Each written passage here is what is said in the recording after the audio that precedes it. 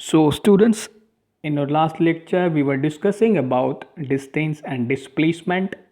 Now, today we will discuss some mathematical tools which we require in this chapter. यानी कि आगे जो हम डिस्कस करेंगे स्पीड, वेलोसिटी, एक्सेलरेशन, तो इसमें हमें कुछ मैथमेटिकल टूल्स की रिक्वायरमेंट पड़ेगी which is called differentiation and integration. तो पहले हम क्या करेंगे, इन डिफरेंशिएशन और इंटीग्रेशन को थोड़ा सा डिस्कस कर लेते हैं, उसके बाद हम वापस उस पर आएंगे. देखिए डिफरेंशिएशन क्या होता है उससे पहले हम थोड़ा सा देखते हैं कि फंक्शन क्या होता है. Function is basically relation in variables. Variables क्या होते हैं जो चेंज हो रहे होते हैं. जैसे x है तो x की वैल्यू हम कुछ भी पुट कर सकते हैं ना, वो वेरिएबल्स होते हैं. दूसरे होते हैं कॉन्स्टेंट. जैसे 3 है तो 3 ही रहना है हमेशा, है ना. तो that is variable and constant. जैसे कोई फंक्शन हमने लिखा y equal to x plus 2, तो ये एक फंक्शन है. कैसे? बिकॉज ये क्या है, y का रिलेशन x के साथ बता रहा है ना. तो ये फंक्शन है, तो इसको हम लिखते हैं ना y कोई फंक्शन है जो कि एफ एक्स के फॉर्म में लिखा गया. ये क्या है, y. हमने फंक्शन के बारे में क्या बताया, फंक्शन होते हैं जो वेरिएबल्स में रिलेशन बता रहे होते हैं. जैसे y है वो x के साथ कैसे रिलेट है, x प्लस 2, है ना. इस तरह से इसको फंक्शन बोलते हैं. और हम y को हमने अगर फंक्शन बोलेंगे तो हम क्या बोल देते हैं कि y कोई फंक्शन है जो एफ एक्स यानी कि फंक्शन जो x में है यानी कि x की फॉर्म में लिखा हुआ है. अब देखिए यहाँ पे इस फंक्शन में क्या बोलेंगे, इस x को तो हम बोलेंगे इंडिपेंडेंट वेरिएबल और इसको बोलेंगे डिपेंडेंट वेरिएबल. क्यों? बिकॉज x की वैल्यू हम कुछ भी पुट कर सकते हैं अपनी मर्जी से, लेकिन जैसे ही हम x की वैल्यू कुछ भी पुट करेंगे तो y की वैल्यू चेंज हो जाएगी. तो ये y क्या कर रहा है, कुछ x पे डिपेंड कर रहा है, बट x क्या रहा है, वो तो हम आर्बिट्रेरी कुछ भी लिख सकते हैं, है ना. सो यहाँ पे y x तो डिपेंडेंट नहीं है किसी पे, बट y क्या है, x पे डिपेंडेंट है. तो वो जैसे x की वैल्यू 3 हमने पुट की तो y क्या हो जाएगा, 3 प्लस 2 इक्वल टू 5. इसी तरह से हम अगर x की वैल्यू कुछ और पुट कर दे, सपोज करो x की वैल्यू हमने पुट कर दी 5, तो y क्या हो गया, y हमारा फंक्शन है, वो क्या वेरिएबल है, वो क्या हो गया, f 5 प्लस 2 मतलब 7 हो गया. तो ये किस पे डिपेंड कर रहा है, x पे. सो ये क्या होगा, dependent variable and this is called independent variable. This is basically elementary definition of function. बस ये भी थोड़ा सा ध्यान रख लो, बाकी हमें कोई खास इसमें लेना देना है नहीं. अब देखो यहाँ से हम देखने की कोशिश करते हैं, धीरे धीरे लिंक बिठाएंगे कि डिफरेंशिएशन होता है क्या. हालांकि डिफरेंशिएशन क्या होता है, क्यों होता है, इसका भी हमें ज़्यादा लेना देना नहीं होता, बट बिकॉज हमें थोड़ा सा पढ़ना है तो हम आइडिया ले लेते हैं कि क्या होता है. मैथमेटिक्स में बेसिकली इसको डिटेल में पढ़ाया जाता है जो मैथ्स लेते हैं. तो y equal to x plus 2 हमने लिया, है ना. अब x plus del x, x की जगह x प्लस डेल एक्स.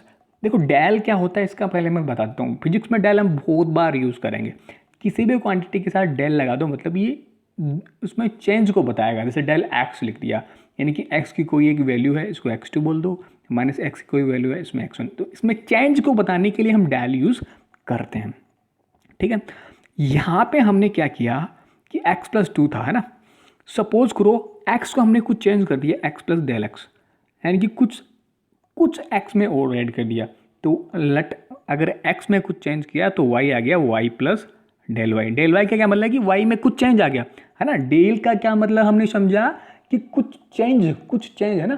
तो y के साथ कुछ चेंज और जुड़ गया इसके साथ, यानी कि अगर हम बात करें जैसे y equal to x plus 2 था, तो x को हमने x प्लस 2 रख दिया, x प्लस 3 रख दिया, है ना. x कोई वैल्यू x प्लस 3 रख दी तो y क्या बन जाएगा, यानी कि ये क्या हो गया, ये तो x है और 3 क्या है, डेल x, है ना. यानी कि x में कुछ चेंज कर रहे हैं हम, है ना.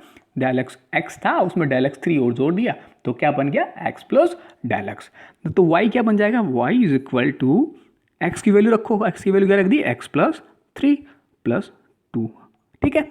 तो क्या बन गया ये, x प्लस 3 प्लस 2. y क्या था, x प्लस 2. अब देखो इसको अलग से और लिख सकते हैं ना, x प्लस 2 प्लस 3, ऐसे भी लिख सकते हैं. इस क्वांटिटी है ना, 2 को आगे लिया 3 को पीछे ले गया. तो x प्लस 2 तो क्या है, देखो यहाँ से देखो x प्लस 2 तो हमें पहले ही पता है क्या है, x प्लस 2 तो क्या है, y. तो यहाँ से इस y नया y आया उसको क्या लिख सकते हैं, y जो नया आ गया उसको, या उसको क्या लिखते हैं, y, यानी कि y तो पहले ही था x प्लस 2 प्लस 3, तो 3 क्या आ गया, 3, ऐसे लिख सकते हैं. तो ये y तो क्या आ गया, y प्लस डेल y, है ना. यही मैंने बोला कि x में अगर कुछ चेंज करेंगे, x प्लस डेल एक्स हमने कर दिया x को, so what we will change in y, y will become y plus del y. तो ये चेंज आ गया। तो एक्स में चेंज करने पर, एक्स में चेंज कुछ करने पर, x to x plus del x करने पर वाई में जो चेंज होता है, यानी कि एक्स में हमने कुछ चेंज किया, उससे जो वाई में चेंज करते हैं उसकी एवरेज रेट को अगर हम सोच करें कि वाई में कुछ चेंज करने पे, एक्स में कुछ चेंज करने पे वाई पे कुछ चेंज हो रहे होते हैं, उनके एवरेज को अगर हम लिखें, है ना, एवरेज का मतलब होता है कि बेसिकली, चलो वो आगे हम डिस्कस करेंगे जब वेलोसिटी और करेंगे तब उस टाइम। अभी आप ये समझो कि एक्स में कुछ चेंज करने पे वाई में क्या, वाई फंक्शन था कोई इस तरह से, कोई वाई कोई फंक्शन था किसमें, एक्स में, है ना, वाई कोई फंक्शन गिवन था एक्स में। तो हम यहाँ पे क्या लिखना चाह रहे हैं कि एक्स में कुछ चेंज करने पर वाई में कितना एवरेज चेंज होगा, इसको हम किस तरह से डिनोट करेंगे, we will denote it like del y upon del x. मतलब डेल वाई का क्या मतलब है कि वाई में चेंज जो हुआ अपॉन एक्स में चेंज जो हुआ, इस तरह से डिनोट करते हैं। रैट इसलिए तो लगते हैं, जैसे अगर आपने पढ़ा हो, जैसे 10 में पढ़ा होगा, current is charge flow, rate of charge, flowing of rate of charge, तो हम क्या लिख सकते थे उसको, del q upon del t, ऐसे लिखते थे ना, मैंने डेल चार्ज में कितना चेंज हुआ अपॉन टाइम में, इसलिए वो टाइम में चेंज देख रहे थे ना, इसलिए, है ना, कि किसी टाइम, किस डेल टी टाइम में कितना चार्ज फ्लो हो गया। इसका आप क्या मतलब है कि डेल एक्स जब हम चेंज किया एक्स में तो वाई में कितना चेंज हो गया। ठीक है, ये बेसिक की बात, ये भी एलिमेंट्री आप ऐसे ध्यान रखो इसको, है ना, कि रेट को किस तरह लिखते हैं, change in y upon change in x. ठीक है, अब देखो अगर एक्स में बहुत ही स्मॉल, इसका मतलब होता है बहुत ही स्मॉल, यानी कि जैसे ये है, ये खुद के ऊपर तो नहीं हो रही, 0.00000000001, इतना डिफरेंस अगर किसी चीज़ों में बहुत स्मॉल अगर चेंज कर रहे हो तो यानी कि डेल एक्स जीरो तो नहीं है लेकिन ऑलमोस्ट जीरो है। डेल एक्स मतलब एक्स में जो चेंज किया, हमारा फंक्शन क्या था, y is equal to f x था, यानी कि y is equal to x plus two था, y किस में था, x में शो किया गया था। तो अगर x में जो हम चेंज कर रहे होते हैं इसको हम बहुत ही स्मॉल करें तो y में क्या चेंज होगा, है ना, तो इसको क्या लिख सकते हैं, इसको बोलते हैं instantaneous rate of change of y with respect to x। यानी कि अगर x में एवरेज तो क्या बोलते हैं, अगर कोई भी चेंज कर रहे हो x में तो del y upon del x को बोल देते हैं average change in y with respect to, मतलब x के चेंज करने पे y का चेंज हुआ।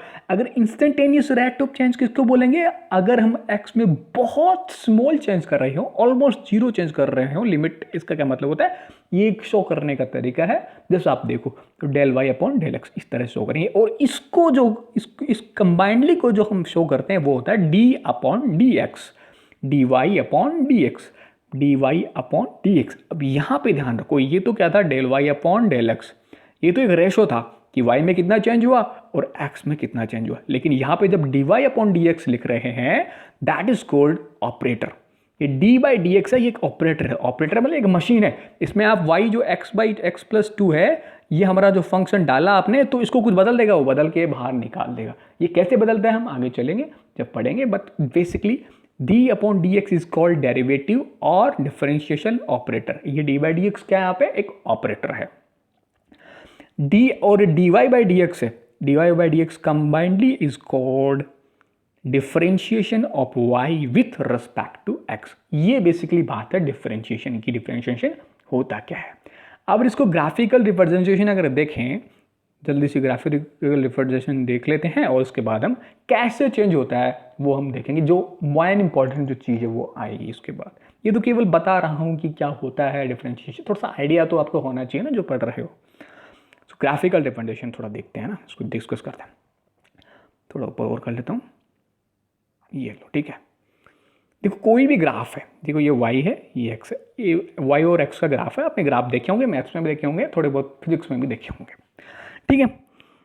ये सपोज करो y equal to x square कैसे होता है ना ग्राफ, चलो इसका भी कोई लेना नहीं है। सपोज करो ये कोई ग्राफ है हमारे पास, अभी ये कोई ग्राफ था, ये वाला जो पिंक वाला ग्राफ है, ये कोई ग्राफ है हमारे पास, है ना, ये समझ के चलो। यहाँ पे हमने कोई पॉइंट ले लिए दो, ये वाला पॉइंट और ये वाला पॉइंट, हमने इसको मिला दिया तो ये एक लाइन हमारी बन गई। देखो इसके कोऑर्डिनेट x1 y1 है, इसका क्या मतलब है कि x तो यहाँ पे ये दूरी कितनी है x1 और ये वाली कितनी है y1. Similarly, if I am talking about that x2 y2, then what does it mean by these coordinate x2 y2? यानी कि यहाँ पे जो दूरी है वो x2 है.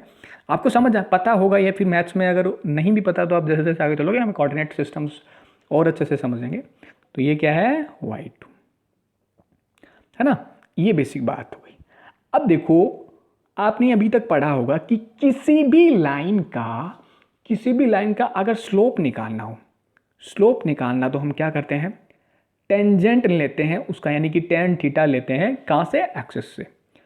जैसे आपने पढ़ा होगा कुछ जैसे slope of any line tan theta. जैसे आपने ये कोई एक्सप्रेशन देखी होगी ऐसी, ये अब हम सोचते हैं कि भाई इसका हमें निकालना है स्लोप निकालना है. तो डबल क्यों बना दी.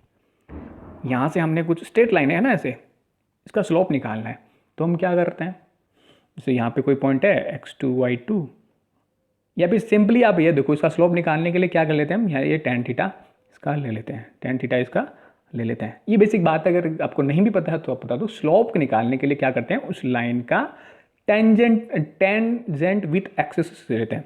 यानी कि कोई भी कहीं पे भी अगर लाइन बनाओगे तो उसको आगे या पीछे जब बढ़ाओगे तो वो एक्सिस को क्रॉस तो करेगी, एक्स एक्सिस को या तो वो क्रॉस करेगी या उसके पैरेलल हो जाएगी. पैरेलल तो कब हो जाएगी जब एंगल कितना होगा 0. यहीं से तो लेते हैं ना, मैंने बताया था कि जब भी ये एंगल लेते हैं तो इस एक रेफरेंस लाइन लेते हैं. जनरली हम उसको एक्सिस से लेते हैं और अगर यहाँ पे कहीं पे भी वो लाइन होगी तो कहीं ना कहीं वो इसको क्रॉस करेगी. तो पॉजिटिव एक्सिस से जो एंगल बना रहा होगा जो थीटा होगा उसका टेन ले लो, यानी कि टेन थीटा. जहाँ पे भी लाइन है यहाँ पे ऐसे ऐसे ऐसे ऐसे कोई भी अगर लाइन है तो उसका कैसे लेंगे स्लोप. जैसे ये भी कोई कैसे भी लाइन है उसका क्या करेंगे पॉजिटिव एक्सिस पे एंगल ले लो और उसका टेन ले लो, है ना. ऐसे करते हैं. और टेन थीटा देखो सपोज अब देखो इस ग्राफ में हमने कोई ये पॉइंट ले लिया और उसके ये दो पॉइंट ले लिए और उनको मिला दिया तो ये एक लाइन बन गई. और इसका अगर हम स्लोप लें तो कैसे लेंगे टेन थीटा लेना है. इसको देखो पीछे मिलाया तो ये पॉजिटिव एक्स एक्सिस को मिल गई पॉजिटिव, है ना. जनरली हम क्या करते हैं रेफरेंस लाइन से हम एंगल देखते हैं और जनरली हम जो लेते हैं रेफरेंस लाइन वो पॉजिटिव एक्सिस को लेते हैं. ये क्या रेफरेंस लाइन बोल रहा हूँ ये सब मैं डिस्कस कर चुका हूँ पहले ना, एंगल वगैरह जब मैंने बताया फर्स्ट यूनिट में बताया, थोड़ा बहुत मैंने मैथमेटिकल टूल स्टार्ट किया था स्टार्टिंग में जब भी मैंने बताया. ये एंगल है ना. तो ये एंगल यहाँ पे सपोज करो फाई है. तो फाई को कैसे निकालेंगे अब यहाँ से देखो टेन थीटा की क्या वैल्यू होती है परपेंडिकुलर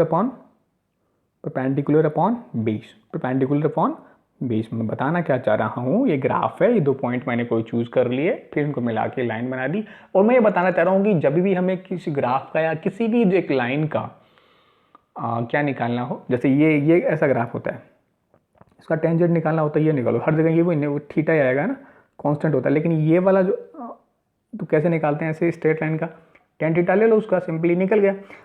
और वो अब देखो यहाँ पे कुछ पॉइंट है, यहाँ पे मैं कुछ पॉइंट ले लिया और उस पर लाइन बना ली सिंपली. आप इतना समझो और कुछ नहीं अभी, ठीक है. ठीक है. तो परपेंडिकुलर अपॉन बेस, परपेंडिकुलर कैसे निकालेंगे तो हमने यहाँ से निकालने के लिए क्या करेंगे यहाँ से एक ट्रायंगल बना लेंगे. ये वाला ये हमने एक ट्रायंगल बना लिया है ना इस दोनों पॉइंट को. अब देखो मैंने बताया था कि परपेंडिकुलर कौन सा होता है ना. परपेंडिकुलर कौन सा होता है ये परपेंडिकुलर होगा. तो इसको कैसे वैल्यू निकालेंगे दोस्तों ये वाली वैल्यू है y2 और ये वाली वैल्यू है y1. कहाँ तक की यहाँ तक की वैल्यू है y1 है ना. तो ये वैल्यू कितनी हो जाएगी y2 minus y1 upon tan theta निकालना है अपॉन बेस क्या हो जाएगा ये वाली. तो ये वाली वैल्यू है x2 and this is x1. तो ये वाली कितनी हो जाएगी इस x2 में से x1 निकाल दो, है ना. यही तो है. देखो हमने ऊपर वाले में क्या किया ये कंप्लीट था उसमें से ये वाला निकाल दिया तो ये वाला बच गया. इसमें क्या किया ये कंप्लीट था इसमें से ये वाला निकाल लिया तो ये वाला बच गया. तो क्या बन गया x2 माइनस x1. ठीक है. इस तरह से ये क्या निकल गया स्लोप निकल गया, है ना. तो किसी भी लाइन का जैसे जनरली हमारा कोई स्ट्रेट लाइन ग्राफ होता है उसमें तो हम इस तरह से निकाल लेते हैं, है ना. और यहाँ से अगर उसमें तो क्या होता है सिंपल देखो यहाँ से एंगल निकाल दो ये हमारा निकल गया. लेकिन ऐसा एंगल है यहाँ पे अगर हम स्लोप निकालनी हो तो क्या करना होगा. ये तो मतलब हुआ कि कोई भी लाइन है तो उससे कैसे स्लोप निकाल सकते हैं मैंने ये बता दिया. और ये क्या आ गया आप कभी कभी केवल यही ध्यान दो कि कोई भी लाइन है उसका स्लोप कैसे निकालेंगे, वहाँ पे टेन जो लाइन है उसको आगे पीछे बढ़ाओगे तो वो कहीं ना कहीं एक्सेस को क्रॉस करेगी, एक्स एक्सेस को, पॉजिटिव एक्सेस को। और हम बिकॉज क्योंकि उसको ले रहे हैं क्योंकि यहीं से तो हम एंगल मेजर करते हैं जनरली, है ना। वैसे तो कहीं पे भी रेफरेंस ले सकते हैं, जनरली हम यहीं से यूज़ करते हैं। तो वो क्या आएगा, y2 upon y2 minus y1 क्या है, मैंने भी बताया था, change in y। Change in y को कैसे लिखते हैं, डेल, डेल के साथ तो del y upon x2 minus x1 क्या है, चेंज इन x, इसको क्या बोलते हैं, डेल x। तो यहाँ से क्या कंक्लूजन निकला कि the average del y del x को हम क्या, अभी जो पहले मैंने मैथमेटिकली लिख के दिखा था उसमें क्या बोला था, the average rate del y del x represent the slope of the line joining दो पॉइंट्स। किसी भी दो पॉइंट्स को जोड़ने वाली लाइंस जो पॉइंट x1 x2 और x1 y1 और x2 y2 हैं, उनको जो जिनका जो स्लोप है वही क्या है, average rate of change in y with respect to x। अब देखिए, अब इस ग्राफ में मैंने क्यों लाइन बनाई है इसको समझाने के लिए मैं बताता हूँ। देखो रेड चूज करते हैं हम। अब क्या करूँ, सपोज करो यहाँ पे मैंने स्लोप निकालनी है, तो कैसे निकालूँ। अब देखो ये तो बना दी, तो ये तो स्लोप थोड़ी बनी, स्लोप थोड़ी बनी। तो मैं क्या करूँगा, इस वैल्यू को नीचे बहुत पास में ले आऊँगा इसको, जैसे वहाँ पे ले आया तो ये बन गया, वहाँ पे ले आया तो ये ले। हमने क्या बोला था, देखो उस time del y by del x आ रहा था, हमने क्या बोला था कि एक्स को बहुत छोटा कर दो तो वो d y by d x बन जाती है, और उसे हम डेरिवेशन या डिफरेंशिएशन कहते हैं। इसमें भी अगर वाई जो x2 और x1 की वैल्यूज़ हैं, इसमें भी जो वैल्यू है, ये जो चेंज की वैल्यू है, जो चेंज वाली वैल्यू है, उनको उसमें डेल एक्स जो चेंज है उसको बहुत कम कर दो। मतलब ये वाला जो पहले वाला चेंज क्या था, ये था, उसको बहुत कम करोगे तो क्या आएगा, वो जो चेंज है वो पास में आता चलेगा। बहुत मतलब ये वाला पॉइंट है इन दोनों के बीच में, ये वाला ये चेंज हो गया। समझ पा रहे हो, कन्फ्यूज हो गए, डायग्राम थोड़ा जैसे नहीं बना हुआ तो कन्फ्यूज नहीं हो जाना। हमने उसमें क्या बोला था कि डेल बाई डेल एक्स कुछ है, अगर उसमें वो एक्स में जीरो के लगभग चेंज करें, बिल्कुल 10 to 0 चेंज करें, तो वो d y by d x बन जाता है, जिसे हम क्या बोलते हैं, डिफरेंशिएशन। अब ग्राफिकल डिफरेंशिएशन में क्या बोला कि भाई किसी भी कोई भी जो लाइन है उसका स्लोप निकालना, तो क्या बोलेंगे, उसका टेन थीटा ले लेते हैं पीछे उसको एक्सट्रापोलेट करके, ठीक है। तो वो क्या आता है, डेल वाई डेल एक्स, मतलब वो एवरेज चेंज आ जाता है। स्लोप क्या होता है, average change in y with respect to x. अब इस ग्राफिकल डिफरेंशिएशन में क्या करें कि अगर हम इस चेंज को कम करें, यानी कि ये जो चेंज था एक्स में, इसको कम करें तो वाई में भी चेंज कम होता जाएगा। पहले वाई में चेंज ये था तो धीरे धीरे कम हो, जैसे यहाँ है पीछे पीछे, तो ये आ गई, ये पॉइंट था, इसी के बिल्कुल लगभग बराबर के लगभग करें तो वो क्या हो जाएगा, जीरो के लगभग चेंज हो जाएगा, जिसे हम क्या बोलते हैं, d y by d x. और वो क्या होगा, यहाँ पे टेंजेंट, इस टेंजेंट ही तो होता है ये, इस पर्टिकुलर पॉइंट पे टेंजेंट। जो ग्राफ था हमारा, जो ये जो बना हुआ है पिंक में, तो उस पर्टिकुलर पॉइंट पे जो टेंजेंट निकालेंगे, उस टेंजेंट को शो करता है डिफरेंशिएशन। समझ गए। यहाँ से मैंने समझाने का मतलब यही था कि ग्राफिकल डिफरेंशिएशन में क्या है d y by d x, वो है किसी भी ग्राफ का किसी पॉइंट पे, पर्टिकुलर पॉइंट पे स्लोप। समझ गए। तो हमने इसको भी लिख लिया, क्या d y by d x क्या है, हम इसको अब देख लेते हैं। The instantaneous rate of change of y with respect to x। इसको क्या क्या पढ़ सकते हैं, अब ये देख चुके हैं कि पहले तो हम देख चुके हैं कि बहुत, जब x में del y by d x कुछ है, तो अगर x में बहुत ज़्यादा छोटा हो तो चेंज हो तो उसे d y by d x बोलते हैं, ये डिफरेंशिएशन है। फिर हमने ग्राफ पे देख लिया कि भाई कोई ग्राफ है, इसके किसी पॉइंट पे, कोई पॉइंट पे हमने स्लोप, इस पॉइंट का स्लोप निकालना, तो क्या करेंगे, उस पर टेंजेंट बना दो और उसका स्लोप निकाल लो, वही क्या है, d y by d x. अब इसको क्या क्या बोल सकते हैं d y by d x को, वो देख लो, और फिर हम कैसे सोल्व करते हैं वो देखेंगे फटाफट, विदाउट वेस्टिंग योर टाइम।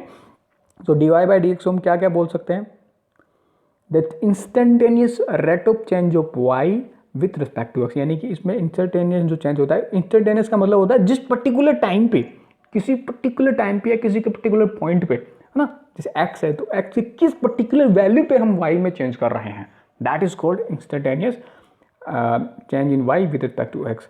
या इसको हम क्या बोल सकते हैं, differentiation of y with respect to x, ये से भी बोल सकते हैं। या हम इसको क्या बोलते हैं, derivative of y with respect to x, ये भी बोल सकते हैं। और हम क्या बोल सकते हैं, slope of the tangent at that point. Slope मतलब जो हमने बनाया, ये हमने बनाया, ये भाई ये बनाया था, यहाँ पे हमने ये टेंजेंट डाल दी, और उसका क्या स्लोप होगा वो हम d y by d x से निकाल सकते हैं। अब देखो ये जो भी हमने बात करी ना d y by d x, because हम d y by d x लिख रहे हैं, इसको इसलिए हम क्या बोलते हैं, change in y with respect to x, with respect to x. तो डी बाई डी एक्स एक ऑपरेटर है, अगर यहाँ पे टी रख दें तो क्या होगा, change in t with respect to x. अगर यहाँ पर नीचे अब टी लिख दें, टी टी, और ऊपर वाई रख दें तो क्या बोलेंगे, change in y with respect to t, है ना। इस तरह से मतलब ऊपर वाला जो है उसमें चेंज हो रहा है विथ रिस्पेक्ट टू नीचे वाले में, या ऊपर वाला डिफरेंशिएशन हो रहा है नीचे वाले के रिस्पेक्ट में, है ना। तो ये बेसिक सी बात होगी डिफरेंशिएशन की, होता क्या है बेसिकली। अब हम देख लें सोल्व कैसे करेंगे किसी भी इक्वेशन को, किसी भी फॉर्मूले देखते हैं पहले। देखिए डी बाई डी एक्स हम कहीं पे भी लगा देंगे तो वो क्या है, ऑपरेटर है, यानी कि वो डिफरेंशिएशन करेगा। अगर y गिवन हो, y कोई कांस्टेंट है, कांस्टेंट का मतलब क्या हुआ, जो चेंज नहीं होता, जैसे 3 है, 2 है, 5 है, पाई है, पाई क्या है 3.14 है, वो चेंज थोड़ी होता है कभी, या 2 ई है, ई भी कोई इसकी वैल्यू होती है कोई पर्टिकुलर 3.14, यानी कि अगर कांस्टेंट कुछ है, कांस्टेंट कुछ है, उसका डिफरेंशिएशन y दे दिया तो dy बाई डी एक्स का मतलब कि उसका इस y का डिफरेंशिएट करना है x के रेस्पेक्ट में, मतलब D by d x y की वैल्यू रख दो तो वो 0 आता है। समझ के, पहला क्या है कि किसी भी कांस्टेंट का अगर डिफरेंशिएशन हम कर रहे होते हैं दैट विल कम टू 0। जैसे 6 है, कोई कांस्टेंट है ये, तो डी बाई डी एक्स उसका निकालना है, मतलब उसका डिफरेंशिएशन करना है एक्स के रिस्पेक्ट में, तो d by d x y की वैल्यू रख दो 6, तो ये क्या है, कांस्टेंट है, तो कांस्टेंट का क्या हो जाएगा 0। इसी तरह से डी बाई डी एक्स है, कुछ 8 है तो उसका क्या हो जाएगा 0। समझ गए, तो पहला ये तो सिंपल सी बात है, ये इंपॉर्टेंट है, बहुत ज़्यादा इंपॉर्टेंट है, बहुत ज़्यादा यूज आएगा। y is equal to x की पावर n, अगर इसका डिफ्रेंशिएशन करना है, ये y है तो d y by d x हमें निकालना है ना। इसका मतलब क्या हुआ कि इस y की वैल्यू है ना, y का x के रिस्पेक्ट में डिफ्रेंशिएशन करना है, तो क्या करेंगे, d y by d x हमें निकालना है, तो y की वैल्यू क्या गिवन है, d y d x, y की वैल्यू क्या गिवन है, एक्स की पावर n, तो ये बन क्या जाएगा, देखो फटाफट देखो, हाँ वीडियो बड़ा होता चला जा रहा है। n की वैल्यू है, n को हम क्या करेंगे, आगे ले आएंगे, n की वैल्यू है, n को हम क्या, जो पावर है x की, है ना, उसको आगे ले आया, पावर को आगे ले गया और ऊपर तो n लिख दिया, फिर उसी को x का x लिख दिया और यहाँ पे एक कम करके लिख दिया। समझ गए, एग्जाम्पल देखते हैं फटाफट। जैसे एक्स स्क्वायर है ना, d y by d x निकालना है, यानी कि वही डिफरेंशियल निकालना, तो यहाँ पे y की वैल्यू रखो तो 2 है, n की power x n minus y लिखना है, तो n को ऊपर लाओ, 2 आगे आ गया, और 2 माइनस 1 कर n की माइनस 1 करना, तो ये 1 आ गया, 2x बन गया। ठीक है, मैं थोड़ी फास्ट चल रहा हूँ, कुछ डाउट हो तो। ये क्या है, अगेन x की पावर n है ना, तो n क्या करेंगे, n को तो आगे लाएंगे, तो -3 को आगे लिया है, और इसको क्या करेंगे, -1 लिख देंगे, x की पावर -n-1 लिखना है, तो n क्या है -3, तो x की पावर -3 -1, तो -3 और -1 कितना हो गया, -4, आगे सिंपल। देखिए रूट एक्स को हम क्या लिख सकते हैं, एक्स की पावर हाफ, ये ध्यान रख लो अगर आपको पता नहीं है तो, एक्स की पावर हाफ को ही हम रूट एक्स बोलते हैं। ठीक है, तो डी बाई डी एक्स अगर इसका क्या करना है, डिफरेंशिएशन करना है, d y by d x निकालना है, तो वाई की वैल्यू रखो यहाँ पे। देखो ये अब ये लिख रहा हूँ, थोड़े दिनों बाद में आप करते जाओगे तो फटाफट निकाल दोगे। एक्स की पावर हाफ है, एन एक्स की पावर एन है, इसका आंसर आएगा, तो एन तो क्या आ गया, आगे आ गया, तो हाफ आगे आ गया, और n एक्स की पावर n-1 लिखना है, तो n तो क्या है हाफ -1, तो हाफ में -1 जाएगा तो क्या बचेगा, -हाफ, पता नहीं -हाफ। अब देखिए जिस तरह से, अब देखो ये बात ध्यान रख लो अगर आपको पता नहीं है तो, जैसे x की पावर माइनस है, इसको 1/x लिख सकते हैं, है ना, ये नीचे चले जाती है ना, नीचे चला के पॉजिटिव हो जाती है, x की पावर 1 आ गया, या फिर सपोज करो x की पावर -2 नीचे है, 1/x की पावर नीचे है, तो वो क्या होगा, x की पावर तो ऊपर जाएगी तो साइन चेंज हो जाता है, तो x की पावर 2 बन जाता है। ये बात अगर समझ नहीं आ रही तो डिस्कस करो आप मुझसे, मैं मान के चलता हूँ कि ऐसी छोटी मोटी बातें आपको आती है, नहीं भी आती है तो आपको पूछना चाहिए।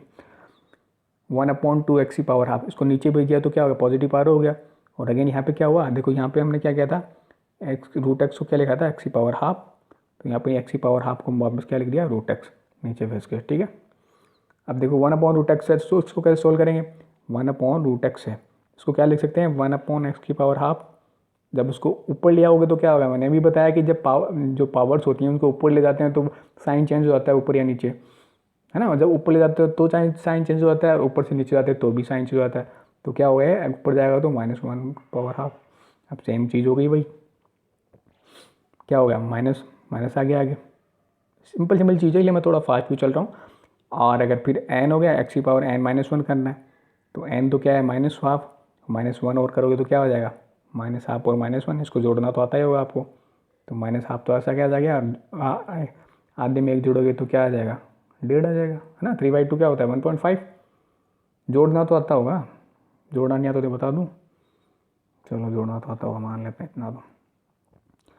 y = x, इसका डिफ्रेंशिएशन करना है, dy/dx निकालना है। इसका कैसे निकालोगे भाई, d/dx, y की वैल्यू रखो, क्या है x, तो x की पावर क्या है यहाँ पे 1, n x की पावर n-1 हमें लिखना है तो 1 है, ये पावर क्या है यहाँ पे 1, तो 1 × x, और ये क्या है n-1 लिखनी है तो 1 - 1, 1 - 1 कितना होगा 0, तो x की पावर 0, किसी भी वैल्यू की अगर पावर 0 है तो वो 1 हो जाता है ना। ठीक है, तो ये सारे एग्जाम्पल हो गए, इसमें कुछ भी डाउट हो तो आप पूछ सकते हो, बहुत ही सिंपल चीज़ें हैं। अब अगर देखो कांस्टेंट जब अकेला आ रहा था और उसका डिफरेंशिएशन हम कर रहे थे, जैसे d/dx कांस्टेंट था जिसको हम 0 कर रहे थे, लेकिन अगर वो कांस्टेंट किसी x के फंक्शन के साथ आ जाए, अगर वो कांस्टेंट किसी x के फंक्शन के साथ आ जाए तो क्या होगा, हाँ ये आ गया, dy/dx लिखा हमने यहाँ पे, तो क्या होगा, कांस्टेंट है ना c, वो बाहर आ जाएगा और बाकी अंदर वाले का हिसाब किताब वैसे हो जाएगा जैसे हम सेकंड फॉर्मूले में किया है।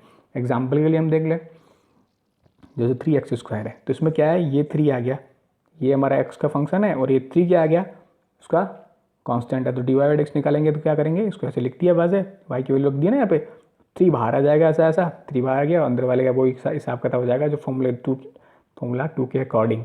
सो इसको कैसे करेंगे, x की पावर 2 है ना, मतलब x की पावर n है, तो n को क्या आएंगे, आगे लाएंगे, तो n तो आगे आ जाता है ना, 3 पहले से है, 2 और आ गया, और n की पावर -1, तो 2 - 1 1 बच गया, तो 6x बच गया।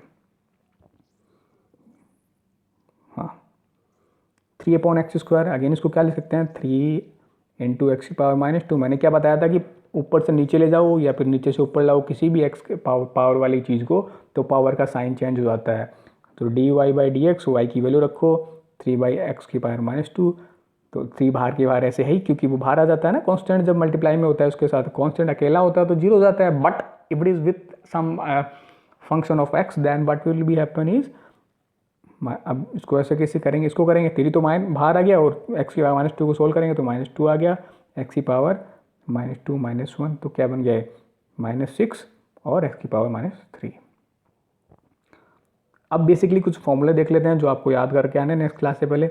अगर y = sin x है तो sin x का क्या होगा डिफरेंशिएशन, cos x हो जाएगा, sin x का क्या हो जाएगा, cos x हो जाएगा, पॉजिटिव रहेगा, ध्यान रहे, साइन मैंने नहीं लिखा है कहीं पे तो मतलब वो पॉजिटिव है, और cos x का क्या हो जाएगा sin x, लेकिन माइनस के साथ, दोनों में यही डिफरेंस है ना।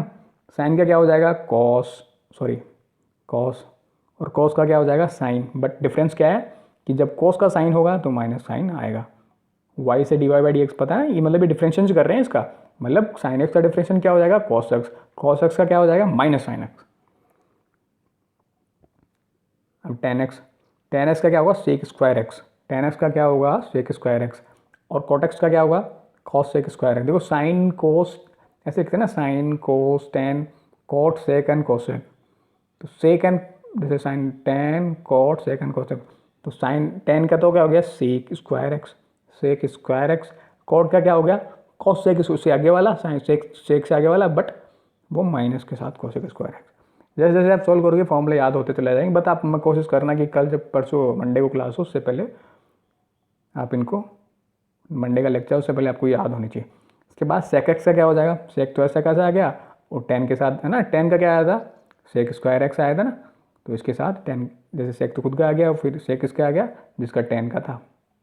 सिमिलरली क्या हो गया cosec तो खुद का खुद आ गया, और कोट क्या हो गया, याद करने का थोड़ा सा तरीका है कि हाँ भाई कोट का क्या होता है cos²x, तो कोट का आ गया, माइनस बाहर है, भैया आप अपने तरीके से याद कर सकते हो। तो ये ट्रिग्नोमेट्रिक फंक्शन के फॉर्मूले थे, आप याद कर लेना।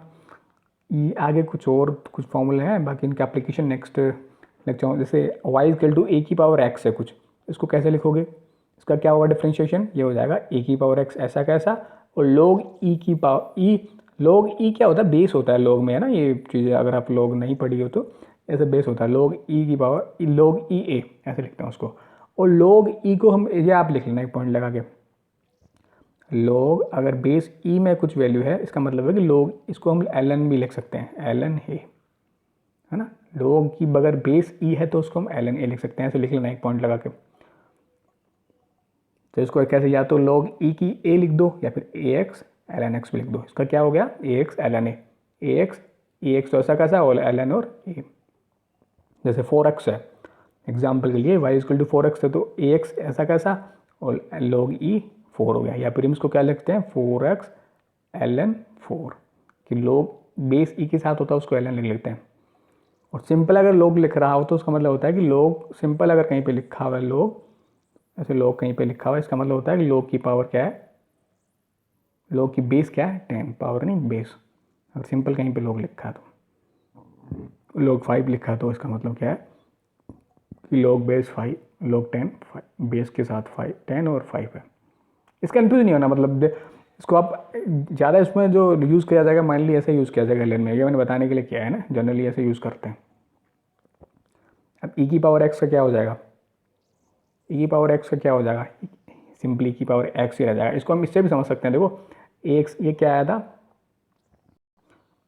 ax का क्या आया था, ax log e base a, तो e की पावर x का क्या हो जाएगा, e की पावर x तो ऐसे कि ऐसी है ना, और log, लेकिन इसको याद रखना है, ऐसे नहीं कि समझ कर रख लो इसको, तो ये फॉर्मूला है, एक तरीका फॉर्मूला है, इसको याद ही रखना, log e, और ये क्या आ गया a रखना है, तो a क्या है यहाँ पे e। लेकिन ये प्रॉपर्टी होती है log की, जब बेस और ये जो मेन वैल्यू सेम हो तो वो उसका वैल्यू 1 हो जाता है, इसलिए वो e की पावर x बन गया। इसकी बार ln x बोल दो, या फिर log e की power x, y is equal to log e की पावर x का, या फिर ln x, क्योंकि हम डिस्कस कर चुके हैं ना कि ln x को log e की बेस e है और उसको x हो तो ln x बोलते हैं। सिंपल आप ln x याद रख लो, डिवाइड ये क्या हो जाएगा 1/x हो जाएगा उसका। ये फॉर्मूले हैं, नेक्स्ट क्लास में आने से पहले आपको याद होने चाहिए सारे, है ना, जो भी ये फॉर्मूले हैं, ठीक है। फिर क्योंकि हम एप्लीकेशन पढ़ेंगे और इनको कैसे कैसे सोल्व करते हैं, कैसा कुछ डिफरेंट टाइप से अगर आपको फंक्शन हो तो उसको कैसे सोल्व करेंगे, ठीक है। कोई डाउट हो तो आप पूछें, ठीक है। So that's it for today, thank you.